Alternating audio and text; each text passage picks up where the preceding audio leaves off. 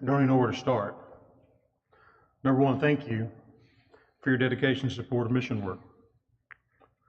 On behalf of the elders of Pleasant Valley Church of Christ in Van Buren, Arkansas, I want to thank you for helping us a little bit with the work in Thailand and Laos. Mission work is, he was talking about new things in Isaiah this morning. I'm a retired grocerman. My claim to fame is I can build the best looking display of Van Camp pork and beans in the state of Arkansas. But when I was 57, our family business had done well. My dad was passing away of dementia. Head bookkeeper got brain cancer and in 8 weeks died. She's been a bookkeeper for 30 plus years. 2 management team members wanted to retire. And my mother wanted me to retire. So I got the hint, maybe I need to retire. So I retired and had time on my hands. If you ever retire, do not tell anybody, especially if your mother is still alive, because then you can start working for your mother and your wife. Oh, that's a deal. But how I got involved in mission work, 1990, we started attending a church, West Ark Church of Christ in Fort Smith, Arkansas.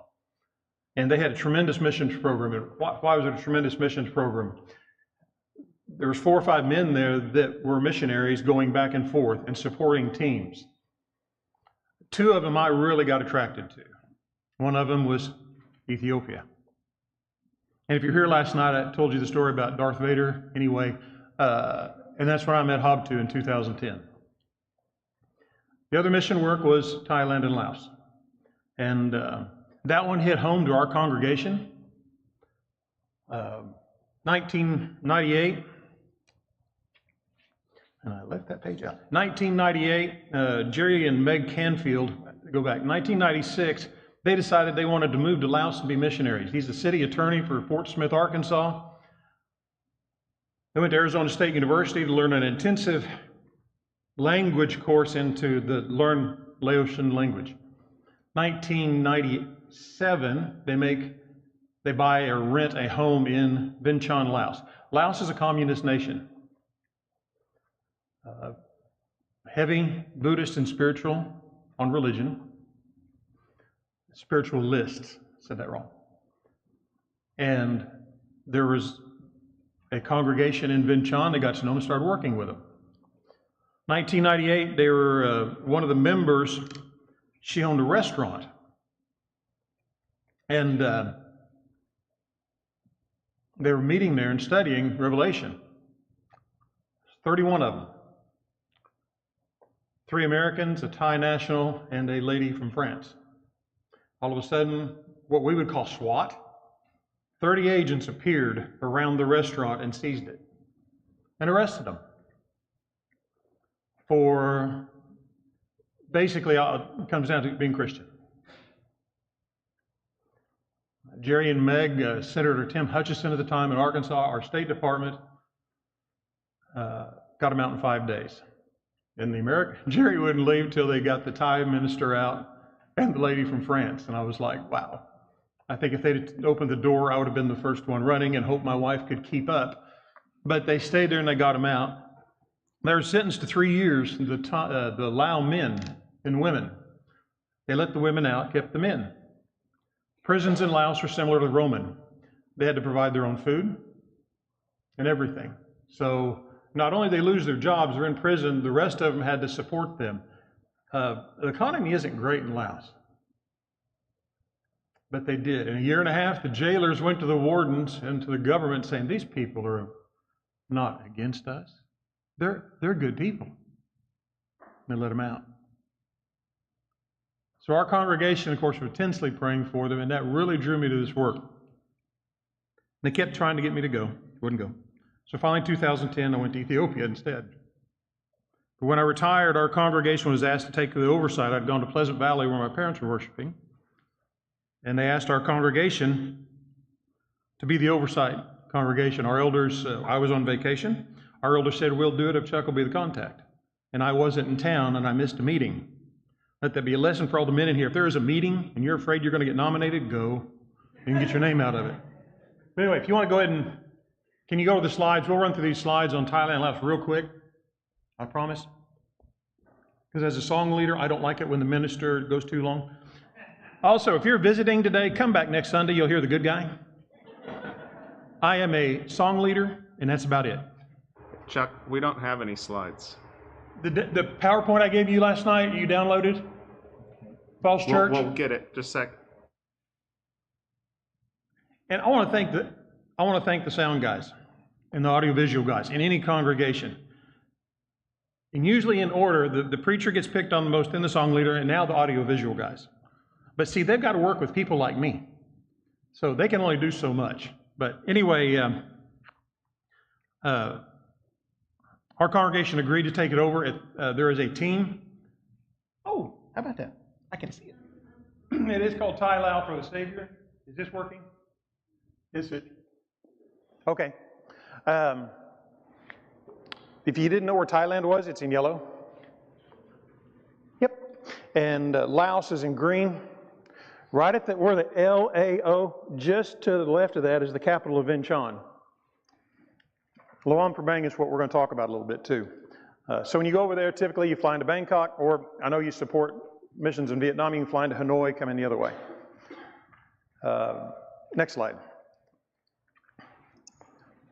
We have Bangkok how Bangkok developed in the 1997 Patinya Titathon. They started basically a campus ministry program at Ramakong University. They got about 120,000 students, teaching English using the Bible. And out of that, they formed a Bangkok Servant Leadership Institute. It's 3 years of study in the dorm. They provide food, they learn English, Bible, and they visit churches around Thailand and Laos. We teach them a skill, and we have about 20 students a year. Right now, since COVID, all our students are from Laos. And we do online with the students in Bangkok. Ramakong Christian Center is now headquartered at the Wat Pah Phoron Church of Christ. The Wat Pah Phoron Church of Christ is a congregation, 300 to 400 members. It's a fantastic congregation. They're very welcoming. About half of them speak English, so it's a good place to go. Thai Lao for the Savior is the staff that operates BSLI. Manage church planting, buildings, organized meetings, provide support to churches. Send the Light Foundation is our government agency that we do all the legal stuff under. If you've heard of Agape International, Save Asian Souls that operate safe houses for girls in Southeast Asia, Save Asian Souls uses our registration to operate houses in Thailand, and we use it also for Laos. Next slide. When we took the work over, it's a good work, but I have a career in management, and we decided, it's one work. The time we took it over, there were 6 different congregations contributing 6 different bank accounts to 6 different people at 6 different times. I didn't think that was efficient because I didn't want to wrap my hands around that. I wanted something we could understand and put on one piece of paper. So we sat down with our elders. We sat down with the team when I went over to Thailand, along with Jerry Canfield, Jerry and Meg, and they came up with this, the team. One work, one goal, one team, one budget, one account. Now you think why do you have budget and account on there? It's oneness. And that's the church, oneness. Next slide. That is our team. The old guy gray hair, his name is Patinya. He was trained at Sunset. He is trained as a chemical engineer. He worked in Saudi Arabia, very highly compensated individual, but he felt the need to go back to Thailand. He is from Laos. His family crossed the Mekong River at night when it was communist and snuck out of the country because they were Christian and they knew they would be persecuted. So in the mid-90s, 97, they decided to go back and started the campus ministry program. The gentleman sitting next to him is Mek. Love their names. He is an elder in Wat Pah Phoron. He is also the new director. Patinya is going to now focus totally on Laos, and Mek will be the leader of the program. This is who we support. We do not support local congregations. As in Nigeria, they can't buy metal roof. So we do provide a metal roof if they want to build a building. In Thailand, Thailand has money. But we support this team that goes out, works with them. If they want to do things, we're there to help. And we're there to train leaders to go back into the field. Next slide. This is, one of our elders told me I had to have this in the presentation. Pleasant Valley Church of Christ is overseeing congregation. There's Thai Works, Lao Works. Then, anyway, next.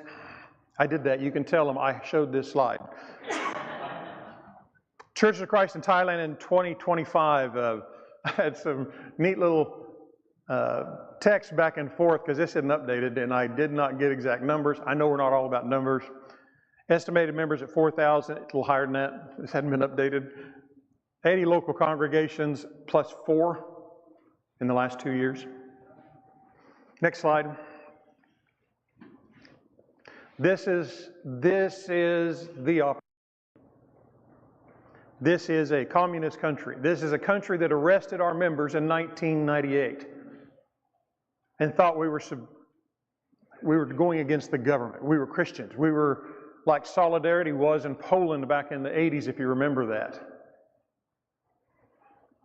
We're not.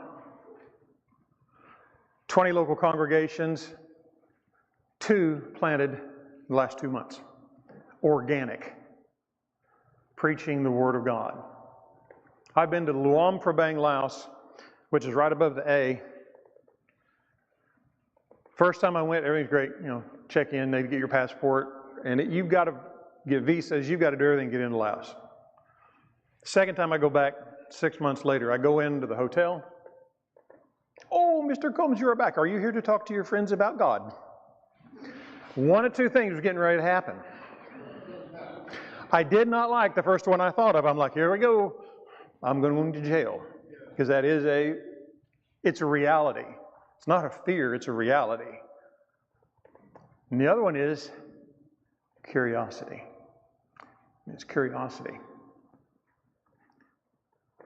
Luang Prabang is the UNESCO World Heritage Site. So for the communist government, that's going to be their city to the west, the open city. And a lot of young people are moving there. And they want hope. It's simply amazing. Anyway, growing area. Next slide. Is that the last? Maybe the last slide. Is that the last slide? Got one more. Pardon? One more. Churches of Christ in Southern Laos. So it's northern and southern. Okay, yeah, I got that one. This is the one where the big star is. Anybody working with this work, even the Thai people, the Lao people down in Vinh Chon, they're excited about Luang Prabang. The guys that are in prison in 98, there's a high-speed train, it's $13 one way. A lot of money to them, not much to us. They go up there and work with them. This kind of shows, you got Laos, you got northern Laos, central Laos, so you've got Luang Prabang in the north, Vinh Chon, then Pak Se basically in the south. Next slide. Mine went out. Yeah, Pak Se, Savannakhet, don't do a lot of work down there right now because the focus is on north. Next slide. Bangkok, 71 million people in Thailand, 18 of them in Bangkok, 1,200 7-Elevens. One of them is between 150 and 200 feet apart. There's 2 7-Elevens on this road. It's just, anyway. Large city, major cities all over Thailand. It's constitutional monarchy, religion, freedom, still heavy. The national religion is Buddhism, about 40% practice. Next slide. This is the back of Wat Chu Pharan. I didn't have a picture from the front. That's water. That church is built on an old landfill. They cleaned it out, filled it with water, and built a church on top of it. They've got engineers that go there. This is a walkway from our BSLI building where we have fellowships, we've got rooms, meeting rooms, teaching rooms, then we have the dorms on top. That got damaged. The reason I took this picture, this was damaged in the earthquake back in February, the day I got there. I'm bad luck. I was in Israel on October 7th also. Next slide. This is one of the students' classes. The guy in the red, he lives there. The guy next to him is 17 years old. He's from Pleasant Valley Church of Christ. He's teaching English to the students. And it works. Next slide. This is our staff room.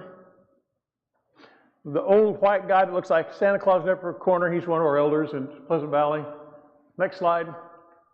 This is the inside of their auditorium. If you didn't know better, where would you think you were? Anywhere in the world. I mean, it looks like a church building.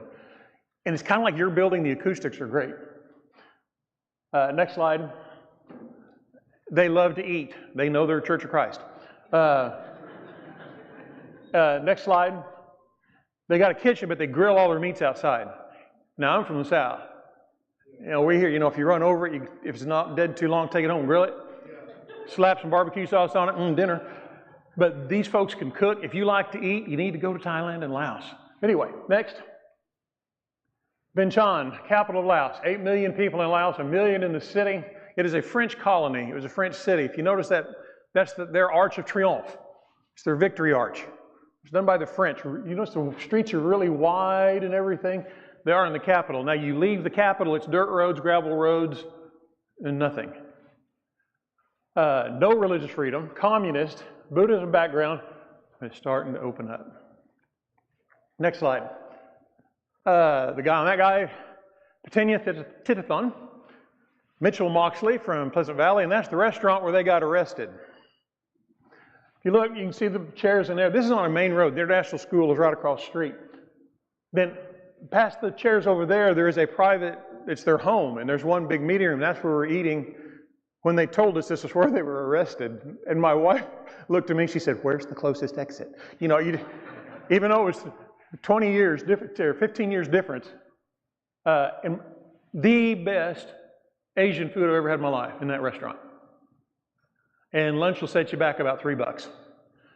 So get your $1,000 plane ticket to go eat a $3 meal. It's worth it. Next picture. Okay, this is Luang Prabang. We have engineers at the church in Bangkok. They engineered.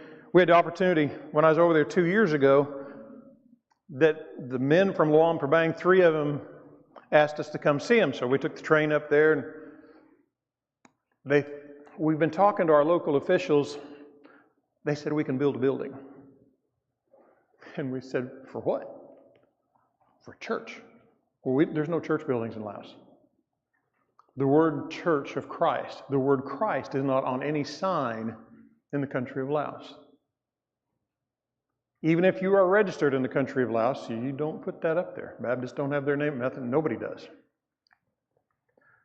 So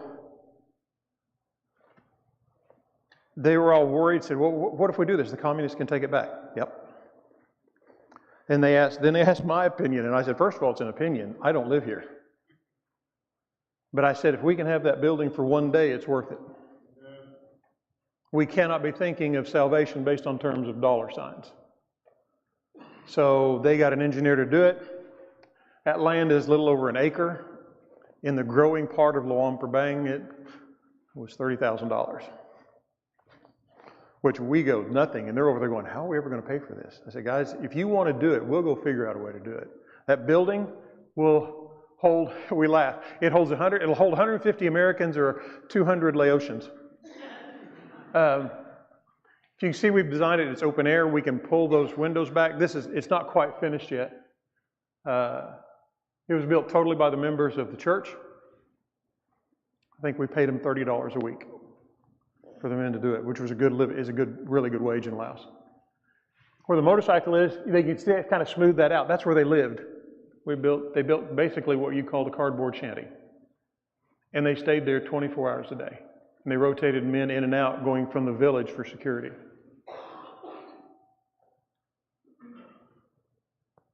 This is huge. The churches in Laos and Thailand, Ethiopia is the same way. 15 congregations will use this building. They will have an event there at least once a month, whether it's a teen event, whether it's a couples event, whether it's a leadership training event. And right next to it, a piece of property we're getting ready to buy to build the new school. We'll have the kitchen and everything else. In those 2 properties, they'll put tents all over the place for a weekend, and have events. Because they draw hope and strength from meeting together. They do not have electricity and water in most of these towns and villages. You go across the Mekong River to get to the other side, and you go up these roads, and all of a sudden you go to a village. There's a congregation, and there's a member that graduated from the Bangkok Leadership Institute that has come to the village to preach the gospel. Now, if you came from Laos and you were trained in Bangkok and you had electricity, running water, bathrooms, all the food you could eat, you couldn't pay them to stay in Bangkok. They're going home. When they go back to a village, we went to one of them and we were there on a Monday. If they weren't out working in a farm, they met with us. We had 70 people meet with us on a Monday on a trip going over there. We went down this one road for 2 hours, hit 5 congregations. Amazing. These people are genuine. Once it hits a village, these kids will convert the village. And most of them are younger people. I'm 61. I'm younger, like 30-year-old. And they ask questions about the gospel. They ask me, number one, why am I here? Well, that puts you on the spot. Jesus, that's the first answer you learn. But then how can we help you build that relationship? Next picture. This is a living room of the largest, it's the village leader in one of them, and that becomes the church building. That's 2 of our elders and his son. Next picture. One of the things they do at BSLI, we train these students to go out. We train them in vocational. One of our guys is really good in woodworking. They build pews, they build pulpits, they build church signs. That right there is very effective in Thailand at drawing attention. That's kind of their social media part of it. And also it's a source of pride for the members. Hey, we're telling people we're the Church of Christ. And in a Buddhist nation, that's a message. So we teach them a lot of things so they can go back to their congregations, help them. When we're building the school in Luang Prabang, we are going to be a vocational school. In biblical, we are going to train them to raise catfish, frogs, and other vegetables. And you can use a baby wading pool, but they use tarps, and we raise catfish and frogs, and they sell them in the market. So these villagers can have income. They can get water. They got plenty of rain. But now they can take stuff so their village can make money. They can have money to go buy things to help their village. You know, as I said village, I didn't say member. I didn't say family. They do things as a village, as a community. It's beautiful. Next, be the last one. The other thing they do is church encouragement. They try to revitalize older congregations. Thailand and Laos, not many churches have elders. In the Buddhist religion, desire is bad. What does it say about being an elder? You have a desire. Well, elders must be bad. Our elders are doing Zoom classes with potential leaders, and we're starting with those men in Laos, those guys that were in prison, that have persevered. Guys, you are elders, but we have to train the congregation that desire is not bad. You train the men that it's not bad, then you have the chance to get elders. And we face, to a smaller extent, the same thing in Thailand. Anyway, that's the Thai Lao work. I will be going back over either in November or February. Please pray for the work. 3 ways on how we can support mission work. I read Romans 12, 1-13. I wasn't really involved in mission work. We had missions weekend. We had mission Sunday. Went to church with 4 men that had been in the mission field all over the world. And then I went to Ethiopia. Because here's the deal. What good can I do in Ethiopia? I'm an old, fat, retired guy from Arkansas. And going to a deaf school. I can give them a hug. Because they were hugging me. Number one, I'm there. Their opinion, why would somebody from the United States ever come to my country? Jesus. Your presence in going is going to bless you more than you think. You don't know what it means to them. I learned that in 2010. And it made a difference. I'd been on international campaigns in college. I'd go for a month or two. I'd come home, go back to work, go play golf, study, whatever. When I got back in 2010, there's more to this. So I wanted to share 3 ways that we have worked with Pleasant Valley. When I went to Pleasant Valley in 2010, in 2015, I finally got brave enough to talk to him about mission work and how we could all join together. And my goal, personal goal with my dad, I was telling him, we've got to get people involved in mission work. You go back to Antioch, Paul and Barnabas, Paul and Silas. The elders sent them out. When they sent them out, what do you think those elders thought about a week later? I wonder how they're doing. Pray for them. What did they do? They kept praying for them. So the first thing we can all do to support mission work, pray. I don't know how, I've read your mission works. I saw them again this morning. I don't know how many mission works you have. What we do at Pleasant Valley, every month we designate it toward a certain mission. To pray for that mission every day. We go to our kids in Sunday morning class. They color pictures. We send them to that group that month. What does that do? That gets our kids involved in mission work. It gets it on their mind. And I delivered a set to Thailand. For an hour and a half, they sat and wept because I carried an envelope full of pictures and letters from our congregation. They said they'd never seen that before in their lives. And when I got back from Thailand and Laos, guess what? Some of these little kids, what'd you do in Thailand? Do you have McDonald's? I got the important questions. But they were asking me about a mission work. And I tell them, you keep doing that. And would you pray for them every day? Yeah. We need to start. Gave me the songbook, the lead about how to read music today. We started with the kids. Mission work starts with our children and goes up through us with daily prayer and remind us of what we have going on.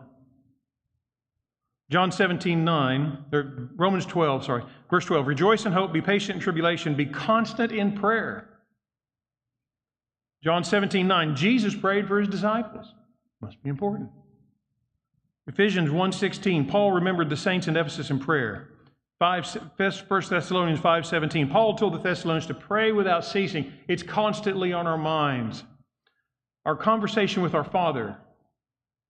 I worked in the grocery business for 50 years. The guy next to me was my dad. We talked every day. We argued every day. We loved each other every day. We should have that relationship with our Heavenly Father. The action. Pray for God's blessing on our mission works. Whether it's in Pennsylvania, whether it's in Ethiopia, Nicaragua, or Italy. Pray for the overall work. Pray for the team leaders. They need encouragement. Them knowing we're praying for them is encouraging to them.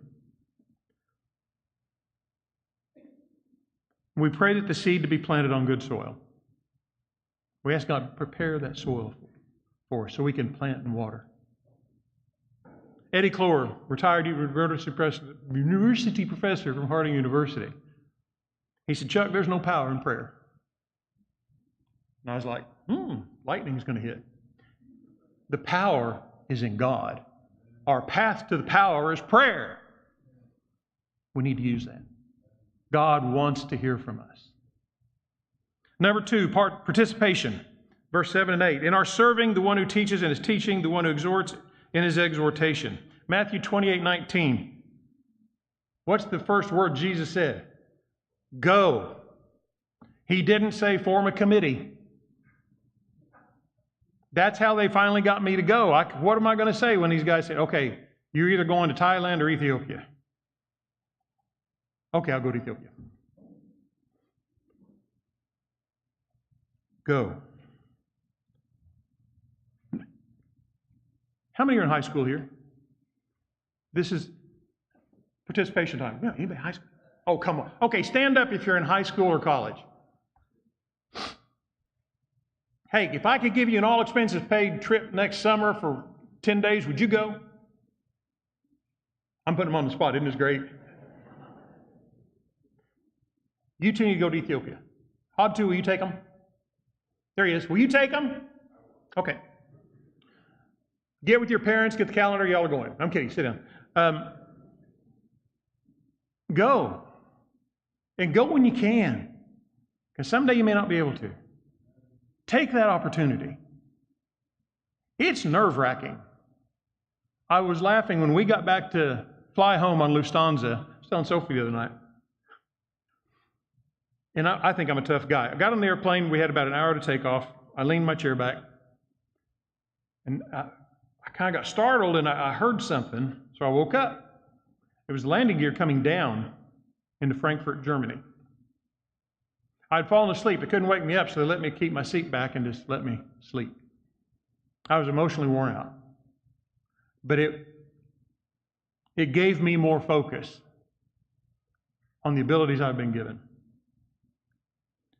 What can you do? You can shake hands. You can greet them. You can hug them. And it's great.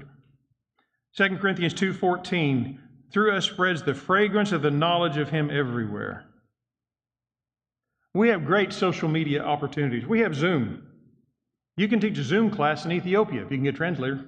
You can do one. I do one in Thailand and Laos, but I have a translator. It's 12 hours difference. So if there's a 7 o'clock class, I get up 7 in the morning and I do a class. I'm a student of the Bible. I am not a scholar. But if they give me a subject and give me enough time, I can help point them in that direction where they can study. You can send an email. You can send a WhatsApp message. I'm getting good at this. You can send them a card. Your kids can color letters, pictures and letters. If we do prayer and if we participate, the third P is the easy one. Giving. It's not a P. I changed it. It's giving. Verse 8b, those who contribute in generosity. Some people have been given the ability to give. If you earn $34,000 a year, you're in the upper 2% of the world's income. Contribute to the needs of the saints and seek to show hospitality. This congregation is already a giving congregation. One thing that we were trying to figure out how to raise the budget at Pleasant Valley, and we came up with this deal. How many of y'all go out to eat once a week? Okay, I do. Got to thinking one day, how do we raise money? How much if you got iced tea, Diet Coke, is $2.50 an easy number you're going to pay for that by the time you do tax and tip? I like $2.50 because it's an easy number for me. And let's say there's 4 in your family. You go to a restaurant. Would one meal a week you get water instead of that and save that $10 and give it to the mission work? Your kids can help.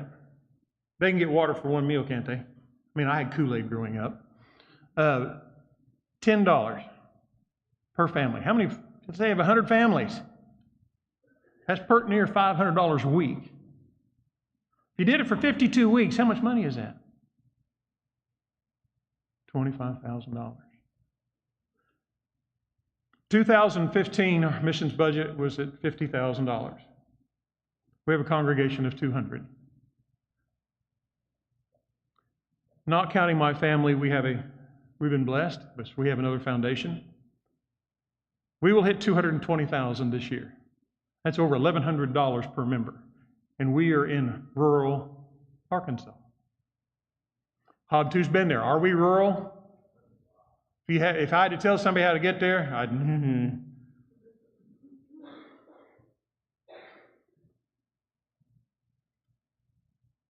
But why? Because we're talking about it every day. We're praying about it every day. It's in our bulletins every day. It's in our auditorium every day. When you come in this month, I think we've switched to India. If you've not read anything on India and what's going on in the church, 100,000 baptisms a year. Amazing work. It will encourage you, but keep it in front. If we do that, if we be personally committed to be active in His work, that's what God's desire is for us. Romans 12, make this a part of our spiritual worship to God. If we take care of Monday, Tuesday, Thursday, Friday, Saturday, Sunday, and Wednesday will take care of themselves. This group right here is the closest thing we're going to get to heaven. Why wouldn't we want to meet together? Last I saw on a count, there's 21 meals a week. Can we not share one with each other or two on a Monday, on a day that's not Wednesday or Sunday? I mean, last night, thank you. The people that prepared it, people did everything, great night. I was so thankful to be a part of that. It's a great time. Have y'all been to Habtu's house for coffee? If you haven't, get him. Spend time with one another. Get to know one another. Read Acts 2:42 to 47. There's the answer to church growth. Get involved in each other's lives. Know each other. Be able to take care of each other's needs. And come together to be biblical men and women of God.